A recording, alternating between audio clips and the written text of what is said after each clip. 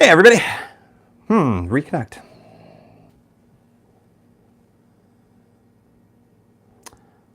Hey, there we go. Had a little bit of a kerfuffle getting the live stream started. Welcome everybody to the February edition of Pedalshift Live. Thank you so much for joining. I'm Tim Mooney. You may or may not know that. If you're just sort of randomly kind of coming into live events, maybe you don't. This is the 156th edition of the Pedalshift project that we'll be recording tonight. And I'm super stoked for you all to be here. One of the things that's really exciting is I have a voice back again. So turned out after my ride, which you heard about over the course of the last 3 episodes here in hashtag Florida Week, I was able to capture a wonderful little thing, a virus. Sorry, I'm fiddling with like live stuff, so don't mind me while I talk to you. But yeah, and that was no good. That was no good on a variety of different levels. The biggest of which was I had no energy. I couldn't get any work done, and most importantly, the voice was shot, just straight up shot, and that just was no good. So as a result, I had a tough time getting out some of the podcasts early on, and that's why I resorted to the computer voice at the beginning of the first episode, the first part. So thank you for bearing with me with all of that.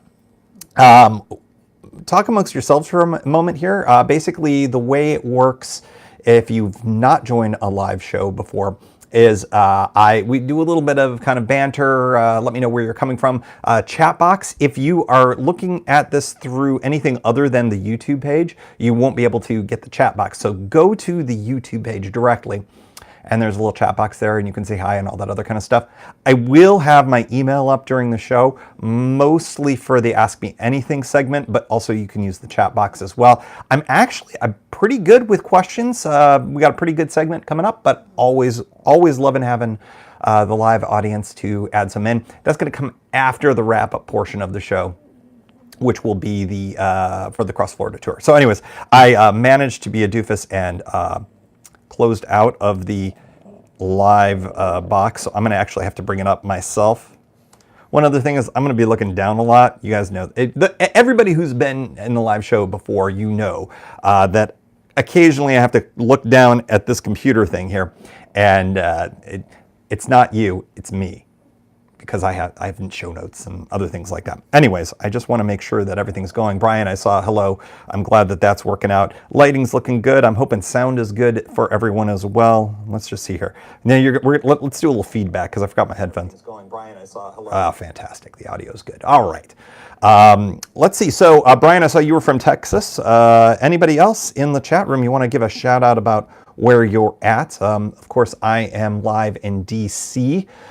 Originally, I was going to be out at the cabin for this one out in West Virginia. I was there most of the week. Got a big snowstorm. It was a lot of fun. But when all said and done, decided I want to be back in DC for this. So here we are. Also, I didn't bring the Brompton. I thought having the Brompton as a backdrop would be pretty cool. Since I didn't have it out with me, I scurried back here. Plus, the cat had been alone for like 3-4 days, and things get crazy if the cat's left alone for that long. Speaking of animals, if you're a veteran of the very first live show, you know that there was a pug scrap. You know that the 2 of the pugs, they love each other, but occasionally they hate each other and they get into a big scrap. And that happened on the first live show. So I've got them. Let's see, I've got the Old Man Winter here. That's Gizmo. You can't see them. I'm just pointing to where they're sleeping. I got Bellstar sort of right here, and next to her over here, Mookie. Now, it's Mookie and Gizmo that have the problem, so I'm separating them at this point. So hopefully this is not going to be an issue. But should there be one, I'm going to have to separate them. Do not worry, all is well. No pugs will be harmed in the making of this live episode of the Pedalshift Project. Also, I'm not going to be talking about the making of the show. We're actually going to be doing the show in a few minutes. But this is just a good opportunity to get everybody into the room and everybody to say hello and all that other kind of good stuff. I'm super excited to have you guys all here. Let's see. GT, hi from Raleigh, North Carolina. Hello, hello. And Matthew from Maryland, just north of me. I guess you could be south too, because there are parts of southern Maryland, which is south of where I'm at. But welcome. And all right. Oh, and sounds good. Thank you, Matthew. Appreciate you giving that. And Brian, of course, you're in Texas. Tejas. All right. Let's see here. I think I kind of went through the how all this works thing. I'm just trying to think if there's anything else exciting that I want to talk about before the show. I can already hear my voices peacing out a little bit. So tea is my spirit animal. Tea is not my spirit animal. It's just helping me get through this nonsense. I may actually have a voice left by the next show that I do, which after this, so this ends up, the live show tonight ends up being next week's podcast. I think the week after that, if I'm not mistaken, I've got a best of schedule, which is a good one.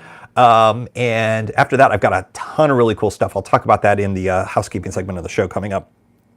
But next time you hear from me, I think that this Demi Moore thing that's going on, it's going to be gone. It's going to be gone. Let's see.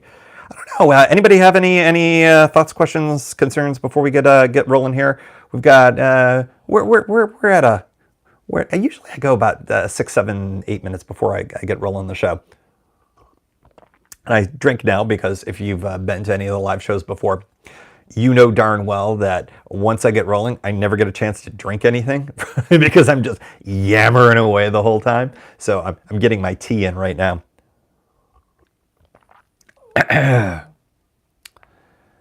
Nobody should have to watch the sausage making of podcasting, but except for you. Thank you for coming.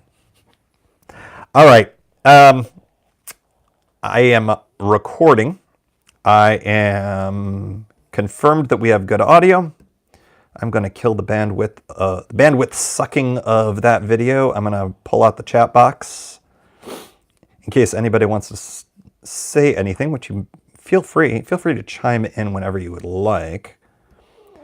While I am rolling on the show, I have a harder time communicating with you all. The one nice thing is, again, more sausage making info here. The camera that you all are kind of getting at me here is also I see the pop-ups of things. So Brian just asked about the humidity in Florida during the winter. That is an excellent question. I will talk about that. I will add that to my list.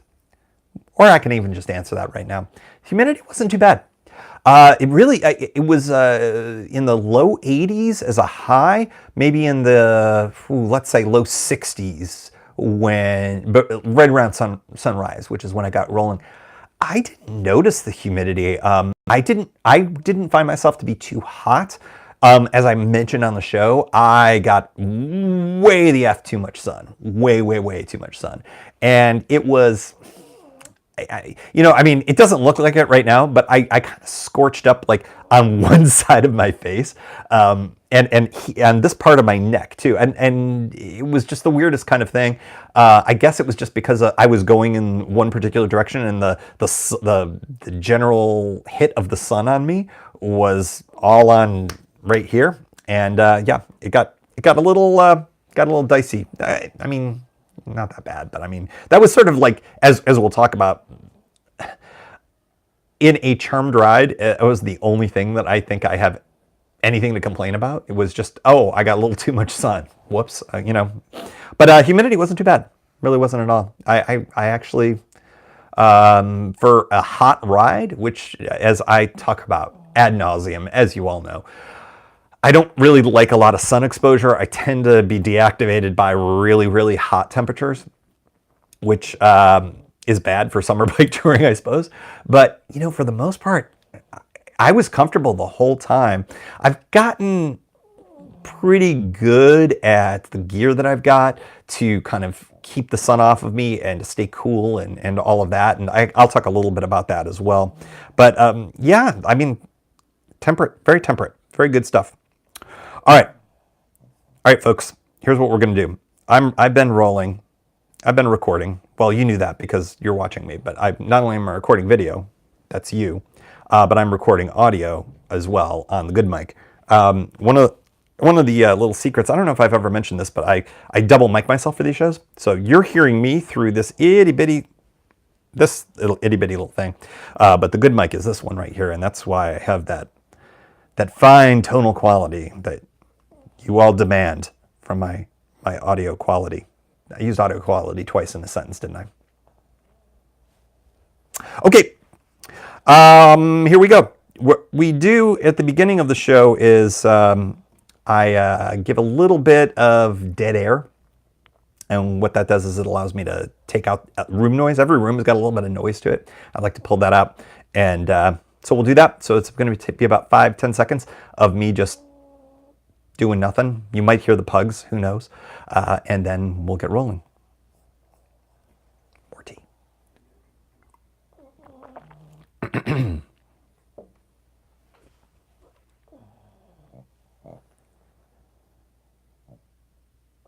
Greetings and welcome to another edition of the Pedalshift Project. The Pedalshift Project is a series of conversations, thoughts, and experiments around the bike touring lifestyle. From tips and tricks to ideas on how to ride your ride, let's shrink the world by bike. Show notes and more are available at pedalshift.net/156, and you can email the show, pedalshift@pedalshift.net, or call the voicemail hotline 202-930-1109. Check out Pedalshift out on most of the socials as well. Hello, everybody on YouTube. Hello, everybody on the podcast. We are live, baby, live from Washington, D.C. Thank you so much for joining. This is Tim Mooney, and my voice is back, which I'm super excited about. I talked about at the beginning of the show, kind of in the pre-show ramble with the folks in the chat room, that the virus that sort of attacked my vocal cords was unrelenting, and it really wasn't until I would say yesterday, and really more so today, that I feel like I'm in the 90% range, but we'll see how long that goes. I've got my tea here. I'm showing that to the chat room, and I am hopefully going to have enough voice to get us through this roughly hour of programming here. This is the wrap-up show for the Great Cross Florida Tour.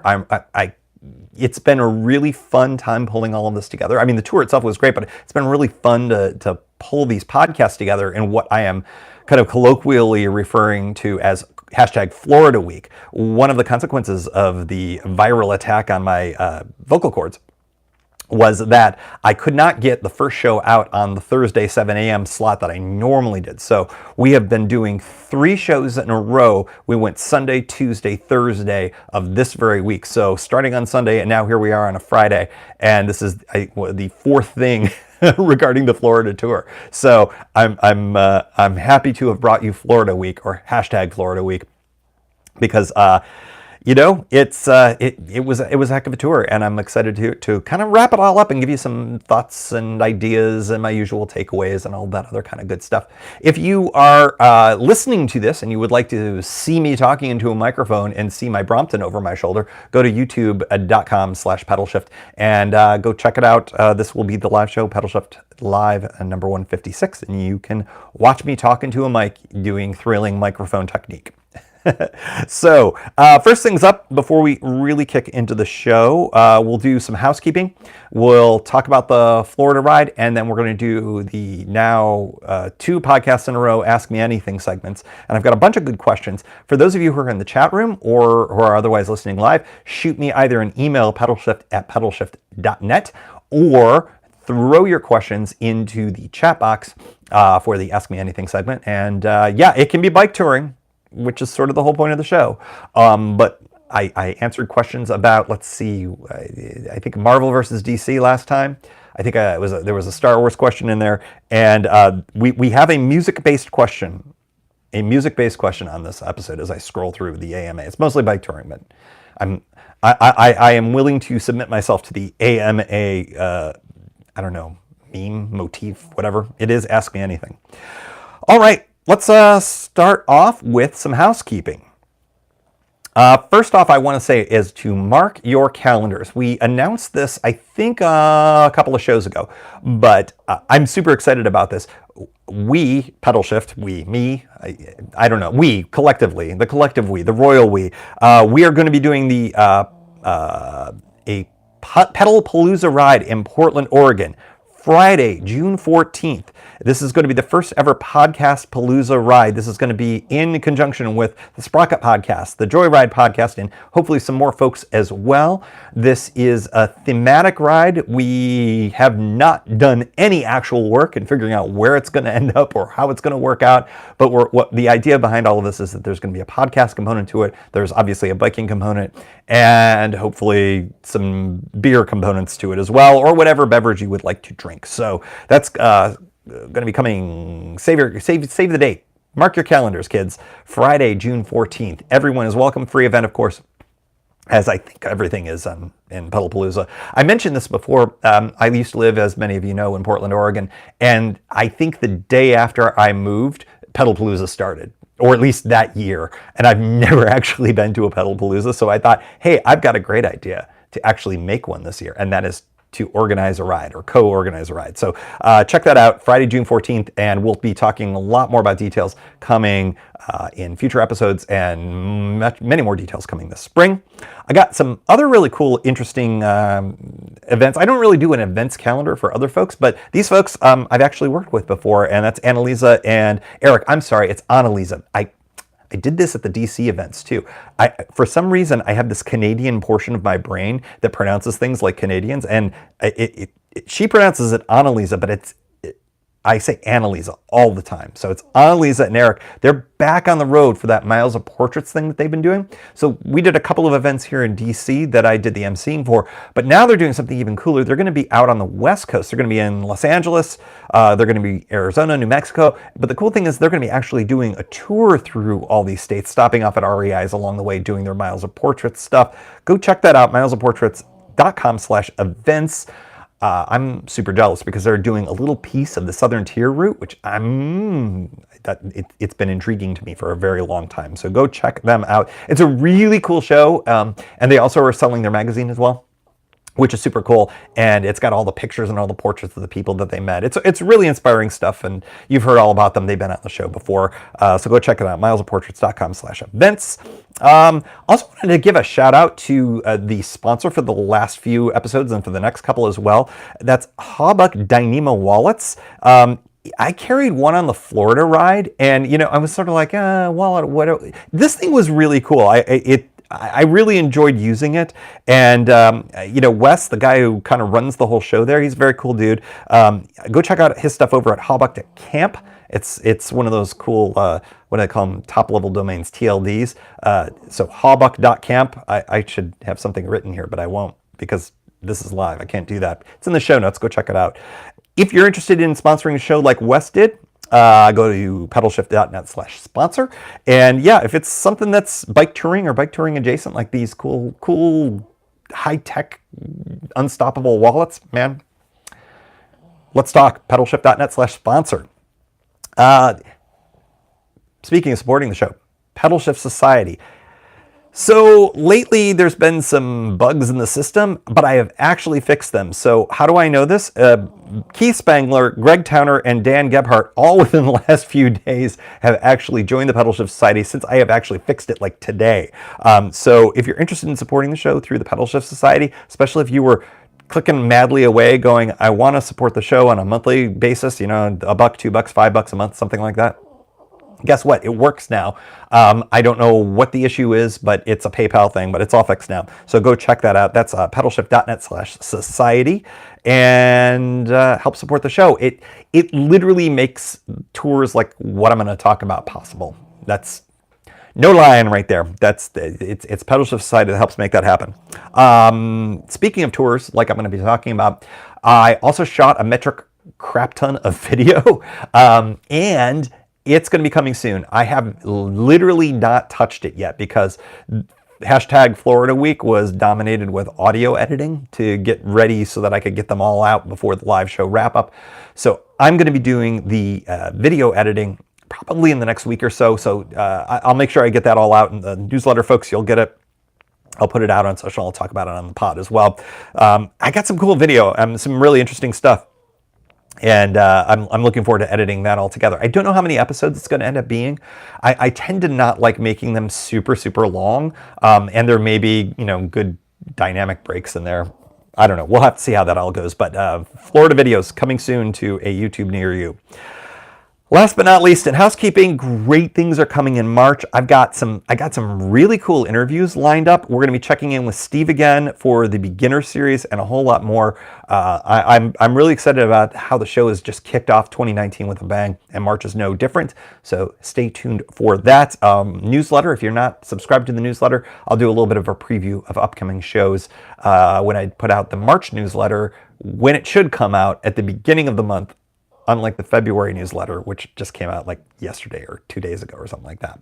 I'll do better. I was sick. I had no voice. Pity me. Come on. All right. That's it for housekeeping, a stupid, lengthy housekeeping section.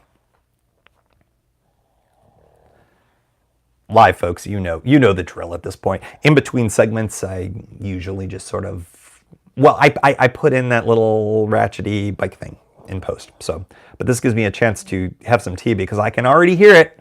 I can hear the raspiness. I can hear the demi voice coming back.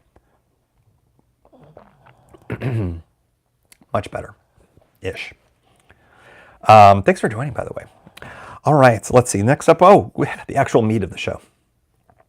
We're going to be doing the Cross Florida Tour takeaways. By the way, I don't know why I called it XFL in the beginning, and then I don't know why I got away from it. I guess because it's also a bad football league that folded and now is coming back.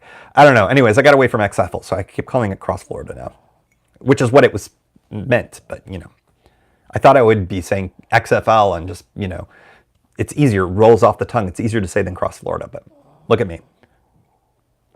All right, tea is my spirit animal. All right. Next up on the show, the Cross Florida Tour takeaways. As many of you know, and if you've listened to the last 3 episodes, that's episodes number 153, 154, and 155, I bicycled across the great state of Florida earlier in the month, and I have a ton of takeaways from it.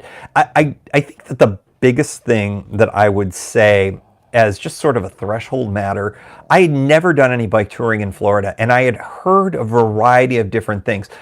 Keith Spangler, who I had on the show, talked up Florida. And I had heard good things about it from people like Keith. I'd heard a lot of bad things from people who had had rough experiences on certain roads. So I just didn't know what to expect. My takeaway, at least through Central Florida, where I bicycled, is I think it's a good bike touring state. And what's really interesting to me about the state of Florida is how many amazing trails there are. Now, I only got on about 5.5, 6 miles of the Van Fleet Trail, which apparently is, I think, about 60 miles that runs north-south through Central Florida. Beautiful, wide trail, really nicely paved.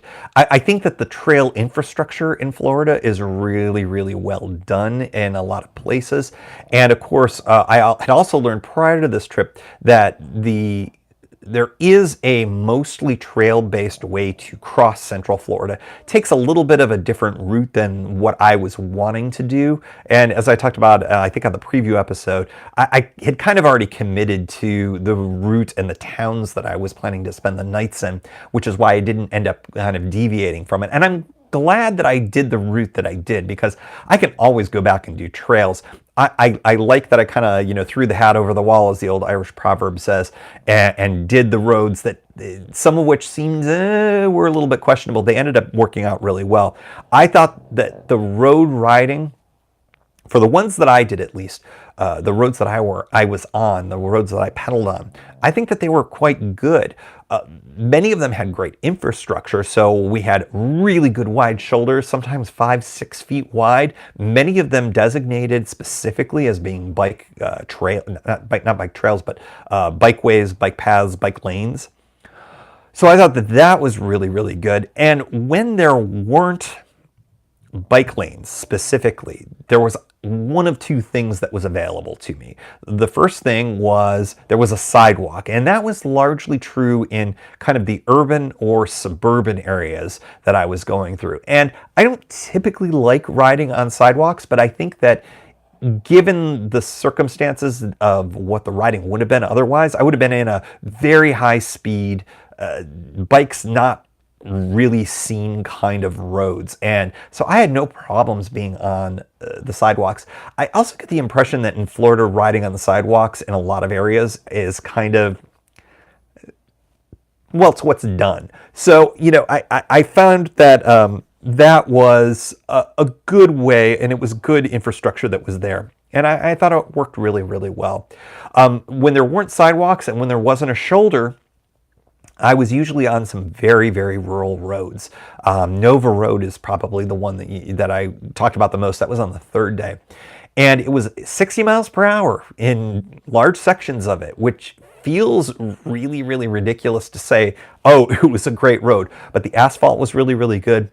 The drivers knew and could see you from way, way back because it was very, very straight. And with the exception of one, maybe two times, and one time actually it showed up on the podcast itself. Most people slowed down too when they went around me. They didn't just kind of maintain speed and keep going. So for the most part, I felt really good and really safe. I had the mirror, and I think for those of you on the live feed, can you see? Well, let's see. The mirror is right. The arm of my microphone is kind of blocking it, but I have a really good wide mirror, rear view mirror on the Brompton. And that's just really, really helpful when you're on shoulderless roads to know what's coming behind you. Even though I tend to ride with earbuds in, I don't listen to anything that's so loud that I can't hear oncoming traffic from a long ways away. So, I've got all the signals. I got visual signals in my rearview mirror. I've got, of course, the oncoming sound of traffic on a high, busy road. So, it worked out really well. And, it all goes down to the original point that I was making. I think Florida is a really good bike touring state.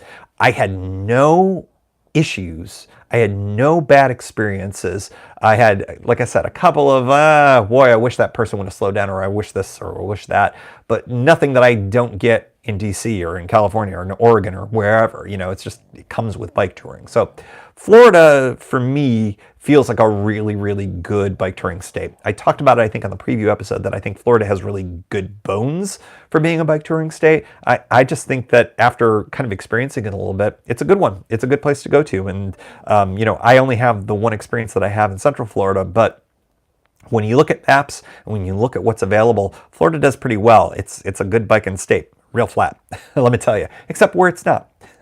So next point that I wanted to talk about in the takeaway section was that 3 days across Central Florida is about right, but you could do it in 2 if you wanted to. So my mileage was roughly 40 miles, 50 miles, and 60 miles, days 1 through 3. So you're talking 150 miles total from Tampa to Cocoa Beach. Now, if you wanted to add on and go to Clearwater or St. Peter, really go to the Bay, or excuse me, the Gulf of Mexico, well, that's fine. You can do that, and that's not a ton of extra riding. But let's say you're looking at 150 miles. That's 275-mile days. That's really not that bad. I found myself enjoying the fact that I took 3. I like 3-day tours. I think that 2 days sometimes is just a little too much, too fast. And 275-mile days, I don't think I would have enjoyed as much. The other thing is that if you're going to be doing a higher mileage tour, that means you need more sunlight if you don't want to be biking in the dark. Now, I banged out my miles. I left roughly right before sunrise or right around sunrise on all 3 days. And most days I was done, either 3 o'clock or 4 o'clock. So I had a couple of hours of sunlight left. So I could have conceivably done probably that mileage in the time that was allotted to me. But if you're going down to Florida in the winter, which frankly I would recommend, I would not do Florida in the summer just from a heat perspective, unless you just love the tropics, man. If you love tropical riding, go for it, man. But winter, for me, worked out really well. Before the show, Brian Bechtel asked about the humidity and how that was. And it was fine. The temperatures were great. I had just gone through sub-zero temperatures in DC, so to get the whiplash of having 80 degrees as highs kind of felt pretty good to me. And as I talked about on the podcast, I got a ton of sun and all of that. So, for me, I wasn't impacted by the heat so much such that I think longer days wouldn't have been possible. So, yeah, I think you could probably do it in 2 days. I don't like riding much more than 70 miles in a day. Frankly, I don't like riding much more than 60, 65 in a day, fully loaded. On the Brompton, when it's loaded, I find that I can't, doing 60 is even, it feels like doing 70 on a larger, more kind of traditional touring bike that's fully loaded, just because of the nature. It's a different kind of a ride, and I find that I'm still getting used to that. Less loaded, like I was on this trip, I had no problems. 40 miles, 50 miles, 60 miles, no problems at all. And frankly, I haven't done any actual riding of note since, let's see, when was that Pittsburgh ride? That was November. And I haven't done any real mileage since then. So, it ended up working out really, really well with the mileage that's sort of in my wheelhouse, that 50, 60 miles. But I would say if you want to do it in 2 days, you want to do 2 75-mile days, you can definitely do that. The ride that this tour was at least inspired by was the Space Coast Riders Tour, and they do it in 2 days. In fact, I think that there's some crazy pants that do it in 1 day, which, man, if you want to do 150 miles in a day on your speedy carbon bike, man, you go for it. I'm on a little clown bike with stuff that makes it slower. So yeah, I did it in 3. Thanks. Next up, the rural parts were the best, even though there were no shoulders. I kind of talked about this a little bit already. The shoulderless sections are, when you look on Google Maps, a little bit terrifying, right? Whether it's Google Earth or Google Maps and you're down in the street view, I do this a lot in the planning stages. I found that the shoulderless sections, if it's on a low traffic road, actually works out just fine. There are parts of Highway 101, and I think I mentioned this on the pod as well, maybe in the day 3 pod, that, there are sections of 101 that have almost no shoulder. And, that's a major US highway on the West Coast. I was on a much less trafficked road, and, as I mentioned, most of the traffic went around me, no problem. I think it's a pretty well biked path. I think that needing shoulders isn't necessary in all circumstances, but I would definitely say that you want to be a little bit more suspect of it. Look at some Strava heat maps and things like that. I think that can be really, really helpful to you as well. So the urban parts, the suburban parts, you heard it. There's a lot of traffic going on, and there's not a lot of great scenery. Every once in a while, you'll kind of be going past like a creek or something that's kind of interesting and pretty that you would drive past and wouldn't even notice it, and it's nice and cool. And there were definitely a few spots that were like that in the suburban areas, but for the most part, it's a lot of strip malls and it's a lot of kind of craziness, especially around the touristy parts in Kissimmee. So the riding there was more utilitarian because, the idea is I want to cross Florida. So for those parts, I'm like, all right, let's just get through this. But it's enjoyable because it's part of a goal. It's part of a ride. But it was really the rural parts that I thought were the most interesting ones that were part of it. Question in the chat box from GT. Do you do much recreational riding when at home or focus more on commuting locally and then tours? I think that's a good question. It's pretty relevant in this area because let me make it kind of relevant to this section here. I tend to do some recreational riding around here, but I tend to like longer rides rather than short rides.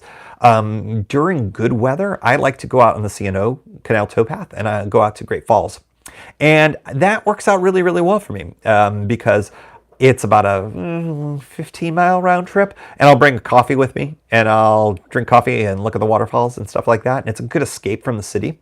So that ends up working out really well. But I like doing things that more serves bike touring rather than just sort of going out for a ride. The bike shop that I frequent a lot around here, they do weekend rides. They do one called the Hills of Anacostia, which I would love to do at some point. It's just, I can never get jazzed up to do a group ride, first of all, which you guys know, I like riding by myself for the most part.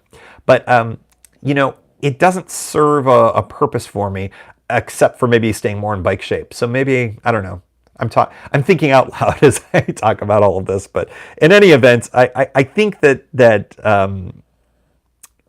Commuting. You're looking at my office right now. It's here. So my commute is as I walk from the bedroom into the living room. So I don't have much of a commute to speak of. But I do ride my bike a lot for grocery shopping and stuff like that. So functional stuff. And then, yeah, I do some recreational stuff. But frankly, I live for the bike touring. In between tours, I'm thinking about new tours. So anyways, thanks for the question. Next up on the Florida tour takeaways. Use sunscreen and cover up. Oh my goodness. Okay, I talked about this in the pre-show, I think a little bit. I got pretty scorched on this ride because I didn't bring any sunscreen with me because sunscreen goes bad over time. The chemical nature of it kind of wears off. If you listen to some people say that sunscreen is garbage and totally worthless anyways, but longer story. I like using it because I do find that it has some efficacy for me. What I tend to do the most, though, is I tend to cover up. I wear the sun sleeves, and I try, if it's not too hot and muggy, wear long pants to make sure that I'm covered up. And that, frankly, works out pretty well. In Missouri last year, it was just too hot to be totally covered up, so I went with shorts. On this ride, day 1, I went to shorts, but days 2 and 3, I stuck with the long pants, and I'm glad that I did that because I really got too much sun on my legs on the first day. So, everybody's got different kind of, what's the word I'm looking for? Your ability to withstand the sun varies from person to person. And used to be when I was younger, man, I was just sort of like, sorry, I'm just getting a text from my girlfriend right now who thinks that the show is over even though we just got started 36 minutes ago. I think she's in a different time zone and thinks it's later. Oh well. Should I keep this in the show or not? We'll see. In any event, everybody's got different kind of ability to withstand the sun. So I found myself when I was younger, I could withstand it a little bit better, but now, I don't really like having too much sun exposure. So what was strange to me was I expected there to be sunscreen like just everywhere in Florida. And actually all of day 2, I was looking for a place to get sunscreen. And when I was in gas stations and expected to find it, it wasn't there, which was crazy because I really, really wanted it and couldn't find it. I didn't get any until the beginning of day 3 in Kissimmee, which was kind of a touristy area in that big major stretch there on Orange Blossom Trail. So eventually I was able to get covered up, and I'm glad I did, and it worked out really well. But I would say, watch your sun exposure. I find that sun exposure for me, and I think it does for most people as well, really saps your strength, really can make what could be a good ride in nice weather unenjoyable when all is said and done. So cover up, use sunscreen. I know, I sound like your dad, but anyways, here I am. Sunscreen. Next up, this was the biggest surprise for me. If you've listened to the show for 150 some odd episodes, you know that my primary thing about bike touring is I love camping. That was sort of my original, marrying camping and bicycling long distance is just sort of a big dream for me in so many ways. So, I've never done a tour where camping wasn't the majority of my overnights. Yes, I've done hotels and I've done some other things where an actual roof over the head was a part of the tour, but camping is the central focus of it. Having just now done a tour that is all lodging based, I get it. It's a lot easier, man. I don't have to think about charging up stuff. Every night I can charge up my phone. I can have full batteries, all of that. I don't have to carry as much stuff. I don't have to worry about cooking. I don't have to worry about all those various things. So for those of you who are listening to this show who are inspired to do bike touring but are less inclined to get into camping, well, I mean, obviously you don't have to do camping. And, if what turns a crank is going forward and going out there and making sure that you're enjoying the ride but not doing the camping, it's fine. It's great. It all works out. I'm going to take a quick break here. Sorry, folks in the live show.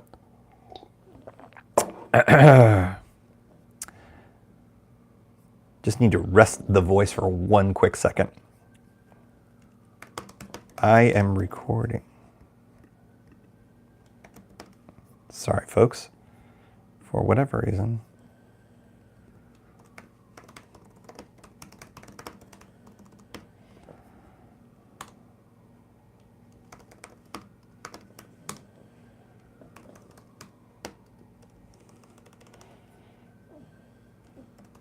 I'm telling Kimberly I'm making fun of her now. Because she texted me in the middle of it. Okay. She kept texting going, well, how's it go? How did it go? How did it go? Okay.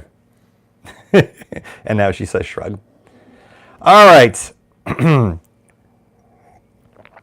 While we take the break, I'm going to catch up in the chat box real quick with all of you in the live show, or in the live room. Excuse me. Whew. Where are we at? 40 minutes? 40 minutes. See if the voice can hang on. Ray asks, what did you do with the Brompton when you needed to go into the store or take a bio break? Great question, Ray. Tell you what, we're going to do that as part of the actual show. So hold on a second. We're going to do a little pause. We're going to bring it back up.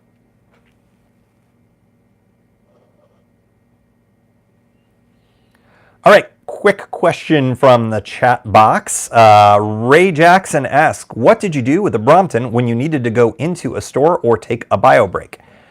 Great question. The first thing that I did with the Brompton, and most people who ride on Bromptons will say, fold it up and take it with you wherever you go.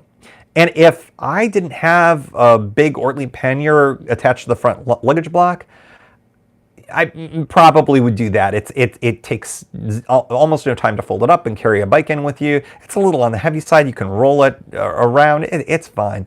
So yeah, it's always more secure to have your bike with you. But because I got my pannier on the front of it, and it's more trouble than it's worth. So I brought a folding lock.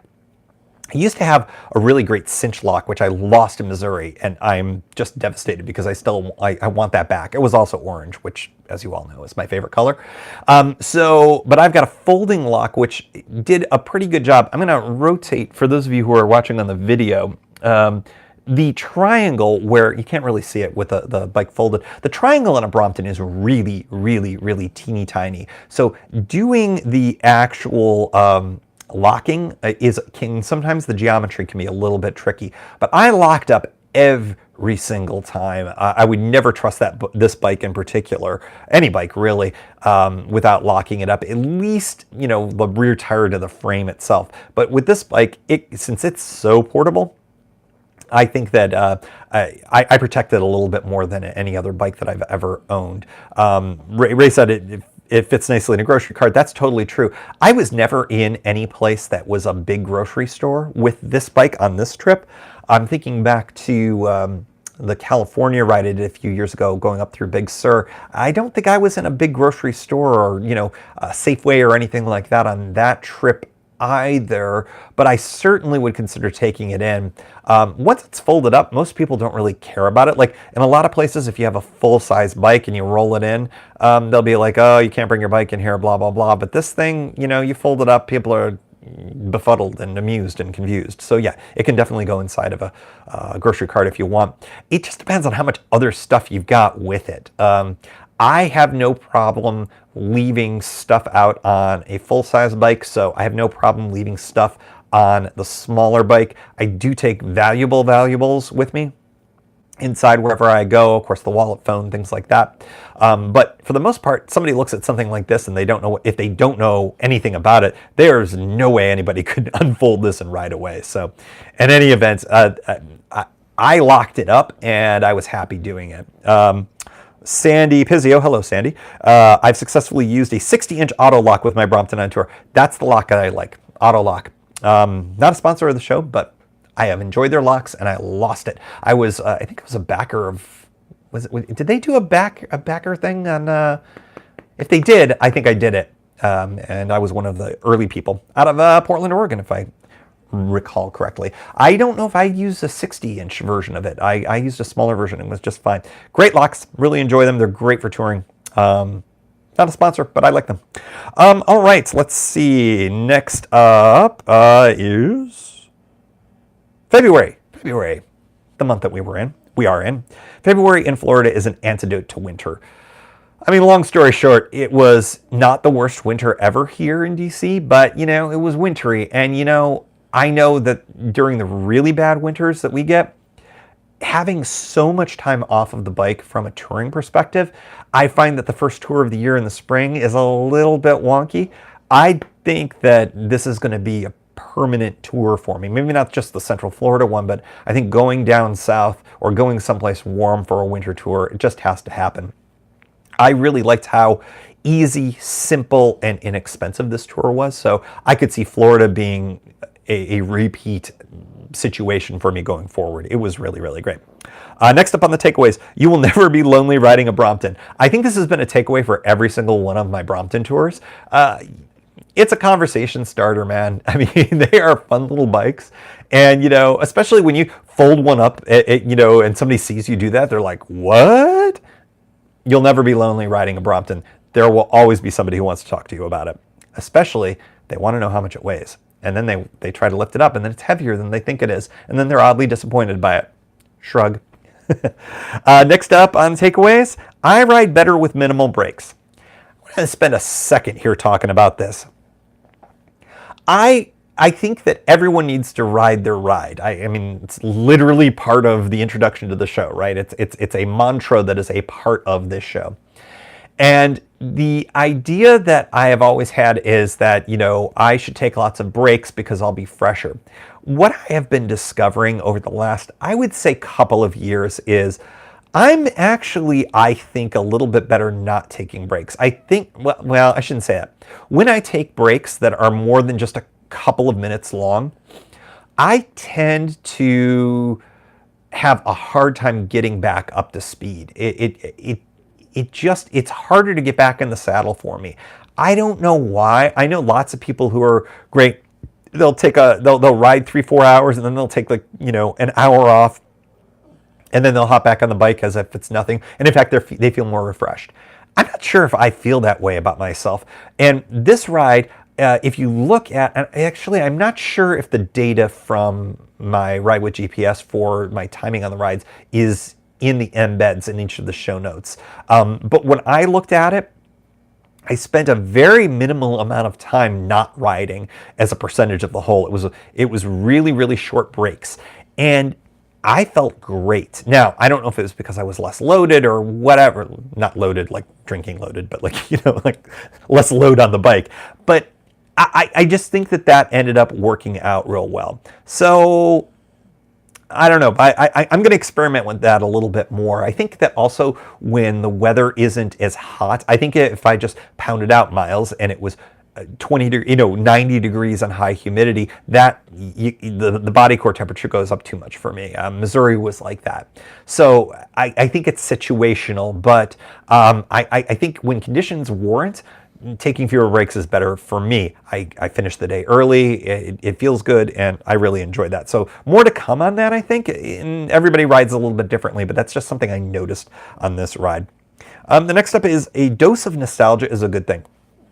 Day 2, you probably noticed that I decided to go to Disney World. I didn't go to Magic Kingdom itself or go into any of the parks or anything like that. I went to a hotel bar that my buddies from law school and I went to and had a notorious evening at right before we graduated from law school. And it was just fun to go back and to get a beer at the bar and just to kind of reminisce a little bit internally. I didn't have chats with anybody. Hey, back in '96, I did this. No, I didn't do that. But it was kind of fun, and it sort of was a sweet add-on to this tour in a really fun, cool way. And I'm finding that having that little bit of nostalgia on my trips really helps make them extra fun. Because this trip, I've never done this trip before, that's how I found that dose of nostalgia. For the Oregon coast, for the California coast, for the C&O, I have nostalgia just based on past tours. So when I go past campgrounds that I've been to, it's like, I remember this is the campground where I hung out with the guy, surfed, bike the coast and surf the whole way. Stuff like that. It's just kind of nice to have those elements to it. So little nostalgia. It's always a little bit fun. It's a good thing. It's a good thing to have, I think. Next up, if you want to preserve memories on tour, file this all under duh, by the way. Shoot a lot of video, take a lot of pictures, maybe even record your thoughts for, say, a podcast or something like that. But the one thing that I would say is that you want to stay in the moment.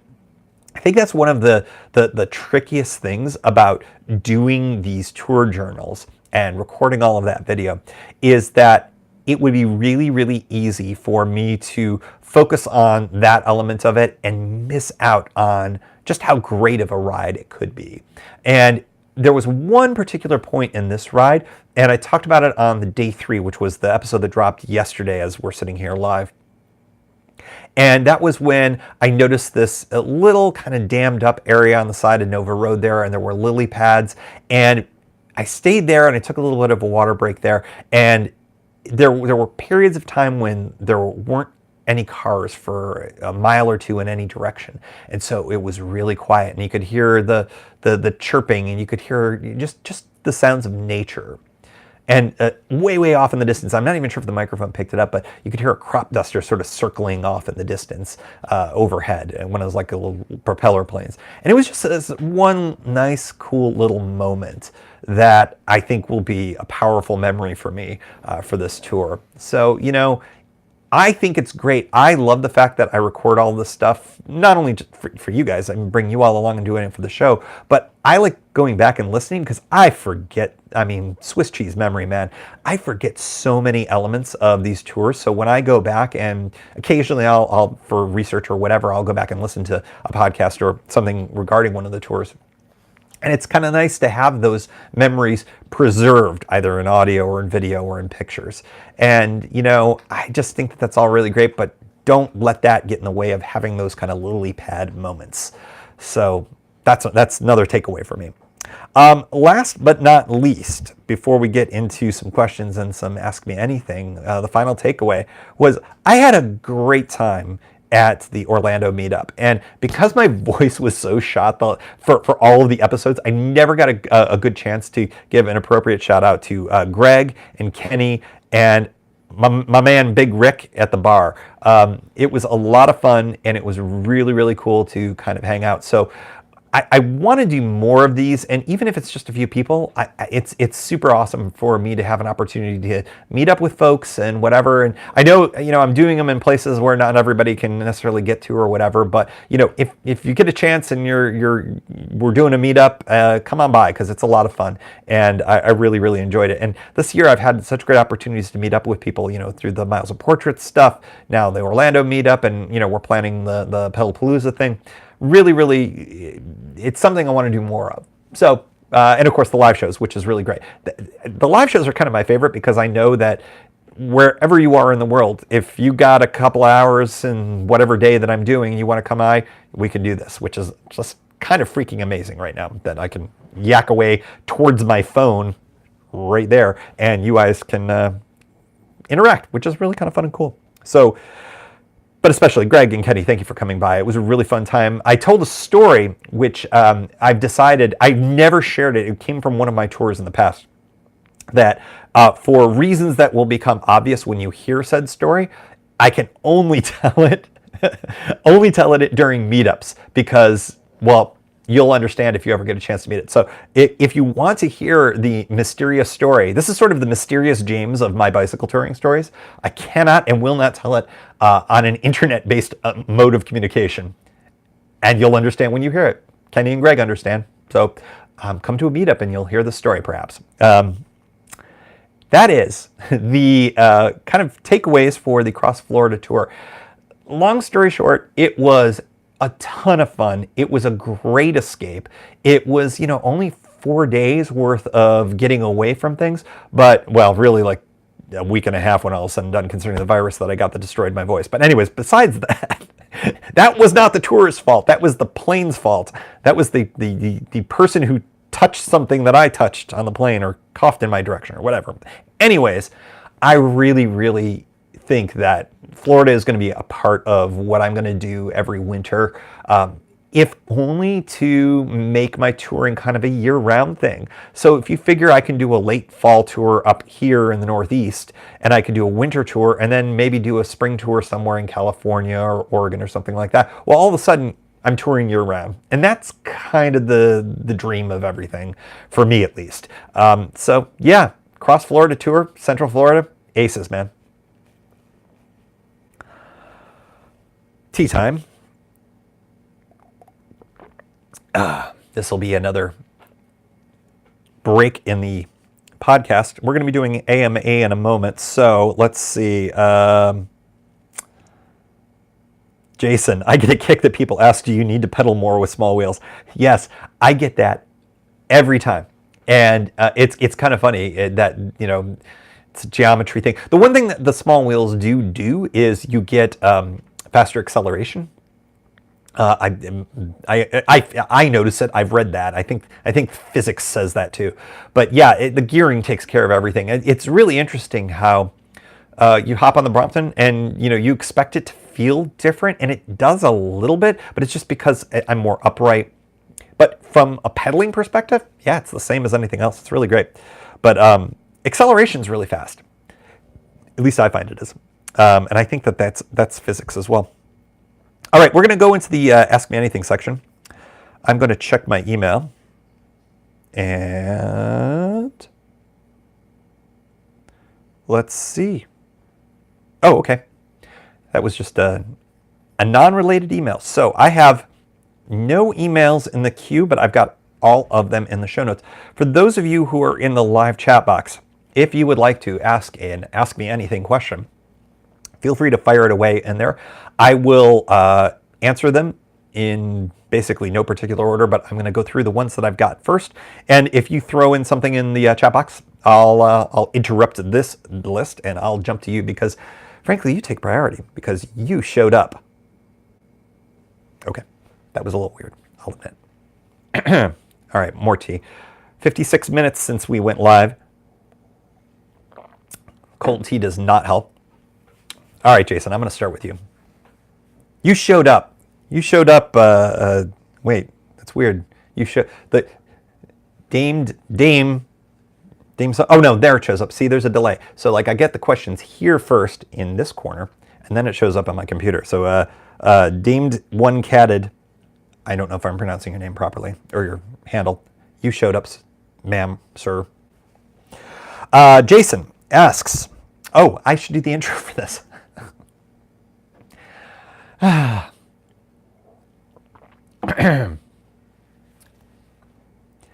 All right, next up on the show is the Ask Me Anything segment of this version of the live show. And it's not live if you're listening on the podcast, but you get to listen to the Ask Me Anything nonetheless. The first question from the chat room is from Jason Brune. Do you use the stock Brompton pedals or switch them to something more tour ready? My best guess, because I don't really know the answer, I think I've got the stock pedals with the one that folds. Well, you have to have one that folds, I think, no matter what. But yeah, I don't think I did anything special for the pedals.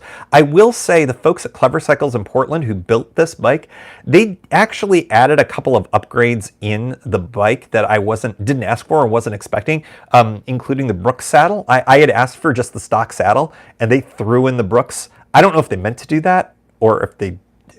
I'm not complaining.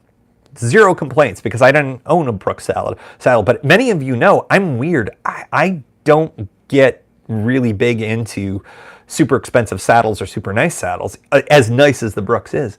I'm fine with stock saddles. And I remember I looked back at my order too. I was like, oh no, they just upgraded me, which was really nice. Because trust me, I threw some other components into it that made this much more than a stock bike. As many of you may recall, I have a speed hub on there, which doubles the amount of gears that I have. So my low gear is a pretty climby gear. It's not as good as on my other bike, but it's climby enough to get over most hills.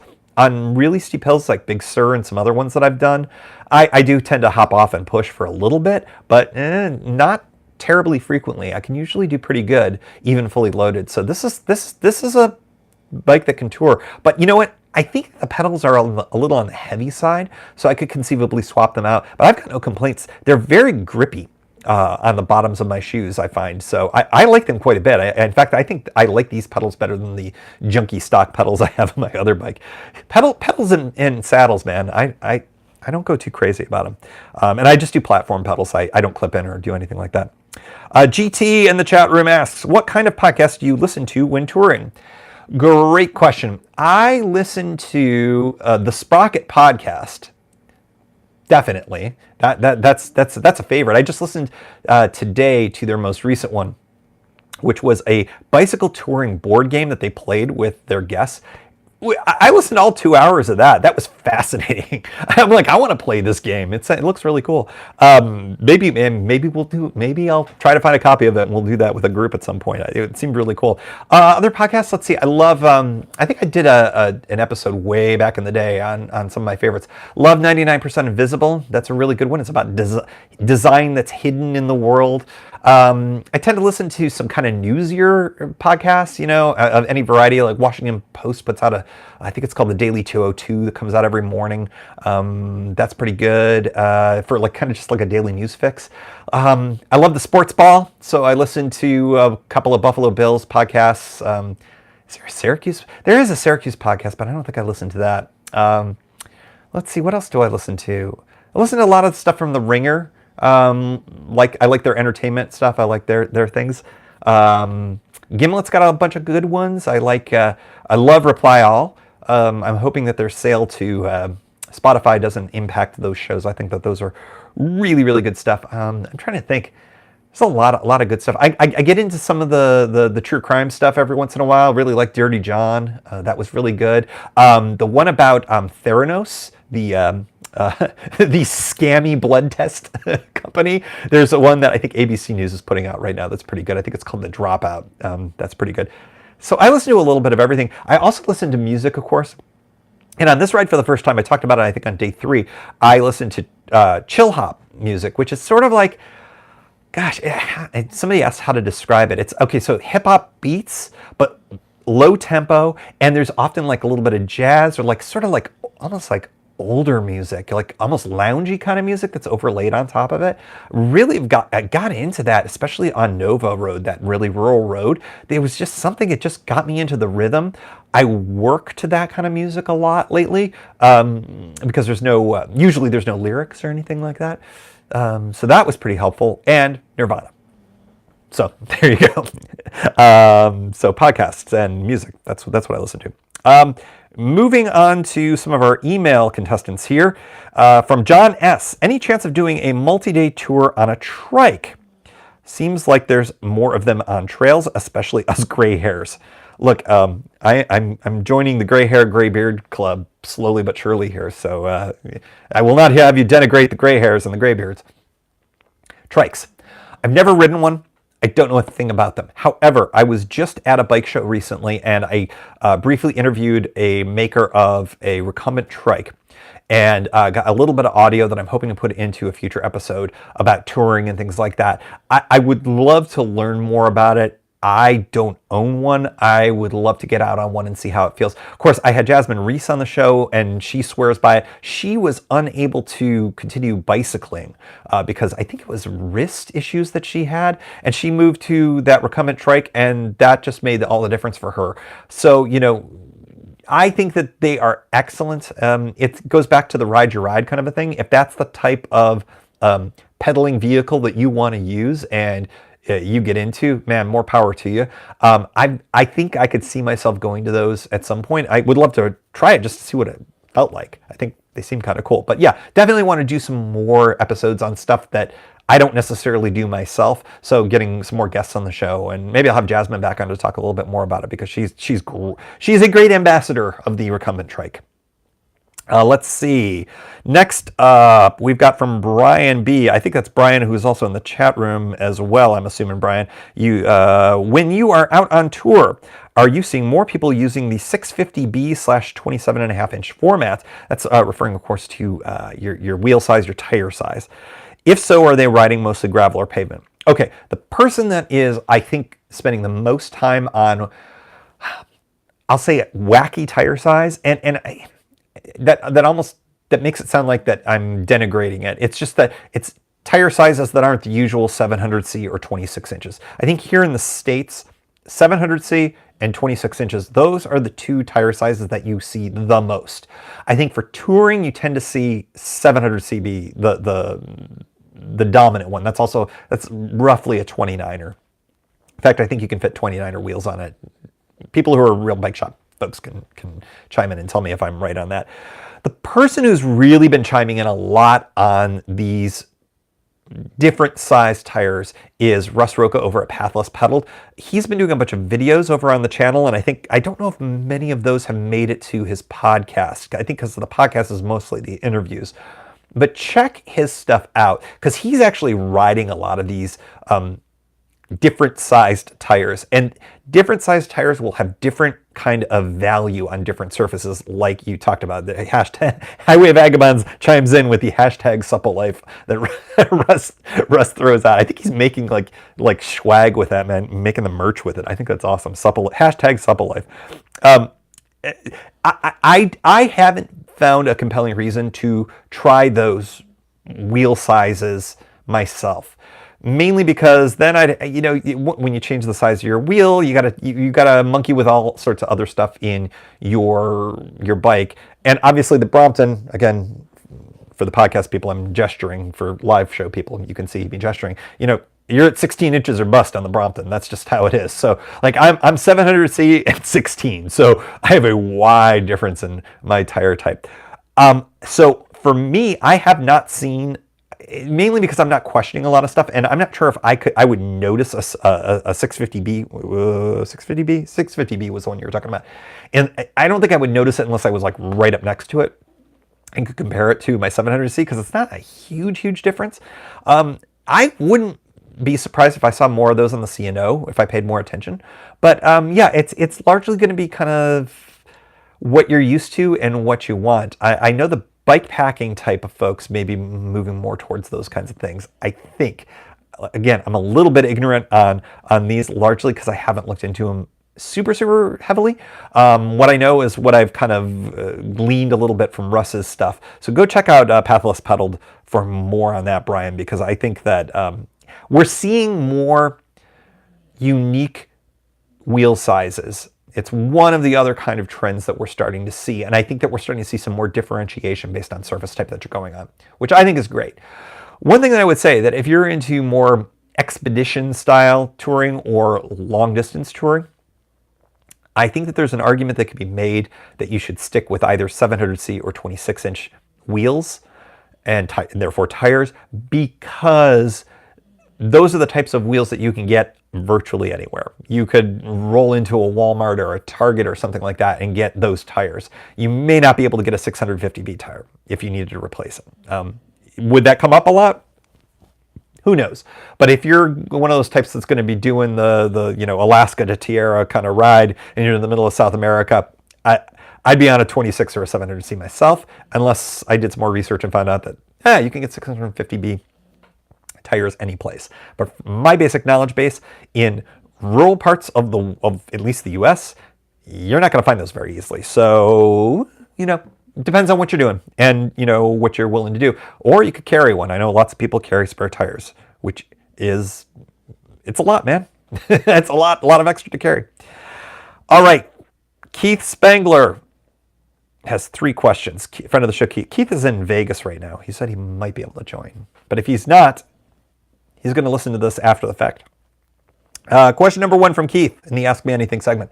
How important do you think it is to research routes prior to doing a trip? Referring your experience with quote-unquote low traffic routes, endless roads without services, etc. I think that this is going to depend very greatly on, are you a planner or a non-planner? I don't know how much I believe in astrology and all that, but I'm a Virgo, and Virgos apparently are big-time planners. I'm a big-time planner. So I like doing it. I like the process of planning it. It's the thing that gets me between tours a lot. Is I just enjoy sitting there on Google Earth or on Google Maps Street View, going click, going, oh, this looks like a good road, as I go along. So do I think that it's important? I think it's important if you deem it important. I don't think for so many people, Carrie Gross, interviewed her on the show last year. You remember her? She did that great podcast about her sort of research project that was married with a bike tour. She was not a planner at all. It didn't strike me. She was like sort of look at a map and go, hey, where do I want to go today? I'll go there. Oh, that's about an hour before I want to stop. I better start looking for camping. That's generally not how I ride. But I know it's how a lot of people like to ride, and they wouldn't dream of doing anything differently. That to a certain extent, the freedom of not planning is part of the joy of their bike tour. So I would say it depends on who you are and what your vibe is. For me, I'm a little bit more of a planner. I know that when we talk, Keith, I was about to refer to you, Keith, the person who asked the question. Keith, you ran into issues, I think, on some of your rides where you went to causeways which were absolutely not bikeable or not a good idea to bike. And so in some ways, a little bit of pre-planning, you might have seen that in a Google Street View or something like that. So I don't know, it just sort of depends on what you're willing to do. You made it work. You made it work great. And yeah, I think that's all that matters. I think you have to go with what your comfort level is. That's what I would say. That felt like a very non-committal answer, but such is life. Damed One Cated. If I'm mispronouncing your handle, please tell me in the chat room. Does the pictures in Street View ever take away or ruin a ride? Not for me. I would say that every time I get to a place where I recognize the ride that the fake ride that I did through Street View, I would say it's almost comforting. When I was starting off in Tampa, getting out of a city is always a little bit of a trick. It's your right turn, go a quarter mile, left turn, right turn, right. You're kind of making all these turns. But because I'd already done that, I'd already visualized it a little bit, man, it was so comfortable. It was just like, oh, this is the part with that tricky thing where I go under an overpass and then I turn right and then I got to make that first quick left. Like there's something about it that's a little bit more comforting. Like it's not a surprise, and I'm not waiting for Ride with GPS in my ears to go bong bong, which is what it does when I make a wrong turn or miss something. It's a little helpful to me, and for the most part, the stuff that I want to be a little bit more of a surprise are sort of the vistas and the views and the experiences of meeting people. The ride itself, I don't think I ever have had it be ruined for me because of Street View. I think it's only been enhanced, but your mileage may vary. That's what I would say. Getting back to one of Keith's questions, how did you think the little clown bike tire size impacted negatively or positively on your tour? People love to talk about those 16-inch wheels, man. I'll tell you. I would say the biggest thing that I noticed, and I did talk about this on the podcast, is that because they're inflated, this is like what is the opposite of hashtag supple life? It's the non-supple tires. They are rock hard. You're supposed to inflate them to about 85 to 100 pounds per square inch. I don't know how many atmospheres or bars that is for European types and international types who go with bars. It's a lot of bars. And so you don't get a lot of cushion from those tires. That's the thing that I noticed the most on the Brompton. It does have a shock absorber that's sort of built into it. I have a very firm shock. I have the firmest absorber just because it's easier when you get out of the saddle. It doesn't kind of wiggle. I don't get any wiggle out of it, and it just feels, it's the most stable. So I would say that it's the high inflation of the tire, the high pressure that I notice the most. I mentioned this before. Smaller tires seem to accelerate a little bit more. Every once in a while that comes in handy. It's nice, but for the most part, I just don't notice it. I don't notice it at all. And especially once you really get going, man, you forget that you're riding on this teeny tiny little clown bike. And I think that's the genius of the Brompton. They're just so well engineered. They're so well built. They do really, really well. I've ridden, of course, my last, the touring bike that I had before the Brompton was the Dahan, and that was on a 20-inch tire. I would say the exact same thing. Yes, it's smaller than a 26 or a 700C. I didn't notice much of a difference at all. I just find that a good engineered bike, regardless of tire size, rolls really well. And the thing that I notice the most is again, I inflate these tires a heck of a lot more than the wider tires that I have on the Safari. So that's what I would say about that. I would not let 16-inch tires get in the way of potential purchase of a Brompton for touring purposes. I think it works really, really well. Highway Vagabonds in the chat room. Ever considered tubeless? I'll tell you, you tubeless folks, you're evangelical about your tubeless tires. I've never done it. I've never considered it. I am intrigued with how passionate tubeless folks are, because a lot. It's amazing. I was just on in Facebook earlier tonight, and it's funny. There was one person who was just there was a person who said, "Oh, I had a problem with the stem on my tube," and somebody comes in and just be like, "Tubeless is far superior." I feel like that's sort of the hashtag for tubeless folks. Tubeless is far superior. I haven't tried it, and I haven't been tempted because I haven't had enough issues with tubes to go into it, and I'm intrigued with it.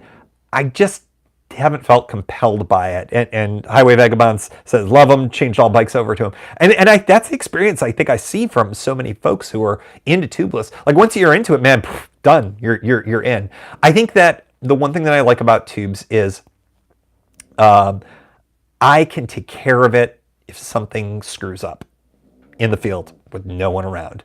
I can carry extra tubes with me, and I can do that. And I get the impression that if something screws up with the tubeless setup, which is rare, exceedingly rare, given the way it's set up and the self-sealing and all that other kind of stuff, you're kind of hosed. And so it's one of those things that I very rarely get flats on tube tires, because I roll with super thick, crazy ass bulletproof tires made by Schwalbe, right? So for the near term, for the here and now, I'm feeling pretty good about sticking with the tubed tires, but I'm intrigued and probably want to learn a little bit more, because, like I said, you all are evangelical. You are like, you're sold on the tubeless. You love it. You all love it, and I think that's really good. And one other point from Highway Vagabonds: lower pressure, smoother ride. I mean, there's tons of really intriguing upsides to riding tubeless, and I think that the small possibility of something going sideways on a tubeless tire is still high enough that I haven't considered going that direction. But I may try it at some point, just because you all are so happy with your tubeless tires. I'll have to check it out at some point. All right, let's see. We got 2 more questions, unless anybody in the chat room wants to throw some more my direction as well. This is the last one of the trilogy from Keith. Can you mention how you recorded your on-the-road narrative, gear, etc.? I enjoyed the live experience and thoughts. I tried it on my Gulf trip, and you're making me want to listen to it again. I think it captures the quote-unquote real experience from the road. What I do is nothing fancy, and this surprises a lot of people. I use the Voice Memos app on my iPhone. Yes, the one that is stock, that comes with it. I find that the microphone on the iPhone that's built into the iPhone is excellent. I use it as a field recorder. I use it for a lot of stuff. But most of what you hear, including the kind of weird scratchy parts, which drives me nuts in post, trust me, I wish I could get rid of it, but it's the white earbud, the stock earbud. Man, the microphone on that is really, really good for a field recorder, I find. And so that's why when you hear me riding, that's what you're hearing me on. I've tried all sorts of other things. I've purchased third-party microphones, and I've never been as happy with the audio quality as I am with the built-in one for the iPhone itself. Now, if you're not using an iPhone, you're using an Android. I don't know if I can speak to the quality of any individual Android app or the quality of the microphones in those phones. I presume they're pretty good, but really, really, really happy with the audio quality that I get straight out of the iPhone, and that's one less device to bring. I used to, back in the day, if you've been with the show for long enough, I used to do the tour journals in this quasi-live format before I folded it into the main show. I used to have a separate Pedalshift Tour Journals feed that if you're a newsletter subscriber, you would be able to listen to it literally within minutes of me recording it. And it was kind of this cool little setup where I used an app that put something in Dropbox, and then I had some technical little magic that would create an RSS feed, which is what make podcasts work, from those files. And it was automated, and it was really cool. And I got to the point where it's sort of like I was using all this data to get these audio files up for a handful of people who cared to listen to it that quickly. I like the ability now to edit and to kind of pull things together, although I do very little editing. Frankly, I think I dropped maybe a couple of recordings total. I tend to like you to hear everything that I'm talking about, even if it's dopey and confused, like so many of those segments were. I think it just is it's a realistic way of saying what it's like on a bike tour, and it brings you all along for the ride, which is really kind of the whole point. And I'm really happy to be able to share that all with you. And thank you to all of the folks who are either sponsoring the show or who are Pedalshift Society folks. I mean, you are the ones that kind of make that happen. So thank you. It's through your support that I've been able to fold it into the main show, and it's been great. And I used to sell them for $10 or something like that, and I'm just happier to have it get out to all of you now, rather than doing it that way. So thank you all collectively. Brian asks, how many podcast listeners do I have, and what's the size of the audience? Great question. It ebbs and flows a little bit. I think that it depends on how many episodes I put out. So this week I put out 3 episodes this week. So I usually get somewhere in the 1,500. It can go anywhere from as low as like 1,300. And again, this is over time too. If you're asking me the question of how many people do I get downloaded in 7 days versus 60 days versus, lifespan, episode 1 has had a metro crap ton of downloads, but it's also 5 years old. So, that's not, I would never use that as, I get 7,000 downloads of an episode, no. Typically, probably within a 60-day period, which is a good measurement, it's usually somewhere in around the 1,500, 1,600. Sometimes it'll be a little bit less, sometimes a little bit more. It depends on the episode. But yeah, and it's funny. Lots of podcasters don't like sharing that. I mean, I have no problem sharing it. Plus, also, for folks who are interested in sponsorship, they like to know how many people are listening to the show, because if there were only like 5 of you, they probably would not be so interested in sponsoring the show. But there are lots of you out there, and that's pretty cool. It's kind of a interesting thing. I think I get overall. So if we're not talking about individual episodes, I think I had the statistics. It's growing, and I think that it's tens of thousands of downloads per month. Like I think we're getting close to 30. It was 15. I'm sorry. It was over 15,000 downloads of the whole run of the show. So that includes back episodes. People are catching up. Will be in a typical month, sometimes less, sometimes more. So your 60-day average is getting close to 30,000. So I mean, it's a lot, and it's all over the world, which is fascinating to me. I think I mentioned we were the #1 podcast in Malaysia, in the outdoor section in Malaysia just yesterday, which is fascinating to me. And the outdoor section competes with so many different podcasts. So like in the US, the Canadian, the UK, Australian charts, I'm never going to be able to compete with the hunting and the fishing and the stuff like that. But usually in the flirting with the top 100, which is great, fine by me. I just care that you guys like it. Frankly, I mean, it's kind of cool, and I'm interested in looking at it from a data perspective. And it's nice to see that people like it and are downloading it. And like I said, because I'm starting to get into I'm dabbling with sponsorships. The folks need to know how many downloads we're getting. So yeah, that's basically that. And it's a mature show, and it's still finding ways to grow. So tell your friends. That is the most important thing. We love having more of you, so tell your friends, and tell anybody who's interested in witty banter about bicycles that we're here. So, and if people like Orange, I talk about Orange a lot. I don't know. So that's that. Last but not least, let's see. Anybody else in the chat room? Okay, we've got the one non-bicycle touring question. Anonymous asks me, this is a tough one, Beatles or Stones? So do I prefer, I think the question was, the Beatles, or do I prefer the Rolling Stones? I guess musically, or like, I don't know. If you had asked me this question more than a few years ago, I think I would have absolutely just said, why, of course, the Beatles. Of course. Now I'm sort of like, why do you have to choose? But I will say, I have been getting more and more into the back catalog of the Rolling Stones over the last few years. I don't know what it is, but I think that golden era, that like 1968 through maybe like 70, 72 maybe, like, man, there was some good stuff that they put out. Gimme Shelter, and like the stuff where they got a little bit more like kind of political for the times and things like that. Really fascinating stuff. I love the bluesy bass to him. I would say you don't have to choose, but I will say that whereas before I would have definitively said Beatles for sure, I've gotten more into the Stones in later years, which is kind of weird. It is not of my generation, as you all know. I'm much more of a Nirvana guy, and them early '90s grunge acts. But I can get into it. I can get into the Stones, and I can get into the Beatles. I like all kinds of music. You hear. I listen to chill hop, for crying out loud. I can't think of anything that's more different than Nirvana than chill hop. I don't understand most pop music of since the last 10 years or so. Not that it's bad, but I feel like I finally punched the old man card maybe a little while ago, and it doesn't resonate. I mean, but to each their own.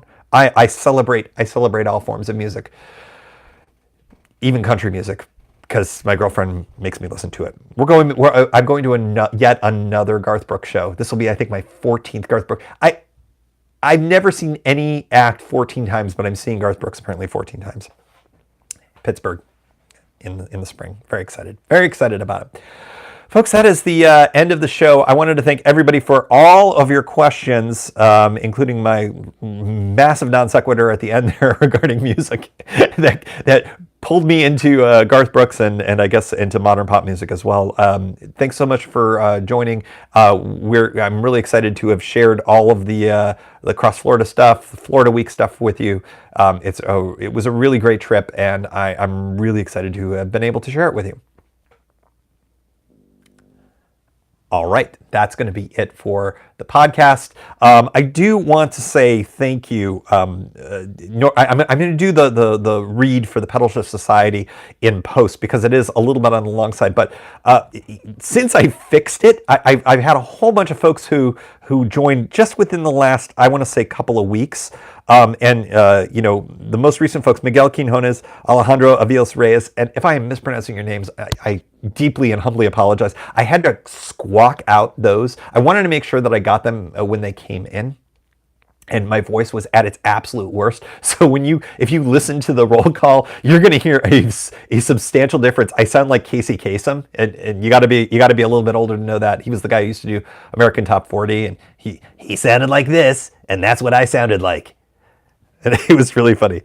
Miguel Quinones, coming at you at number one. That's what I sounded like. It was really bad. Anyways, Miguel, Alejandro, Keith, thank you again. Greg Towner and Dan Godpart. I think Greg and Keith both today. I mean, that's really great. Thank you so much for that. And of course, everybody who's ever been a past contributor, thank you so much.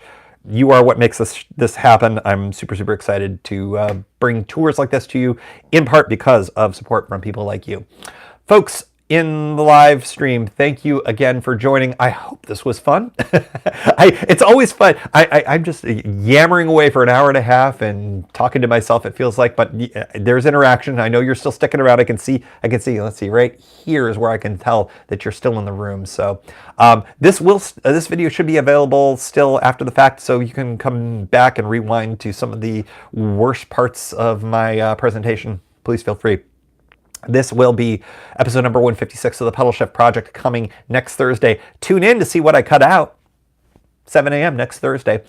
I believe the week after that, as I mentioned, that's going to be a best of, and then we're into some awesome stuff in March. I used to share I've got this upcoming interview, and then once I had this one interview that completely bombed out on me, and it was really weird and strange. So I feel like I don't want to jinx interviews by any stretch of the imagination anymore, but I think I've got some really cool things that are coming in store in March that I think are going to inform maybe some future tours and things like that. So stay tuned.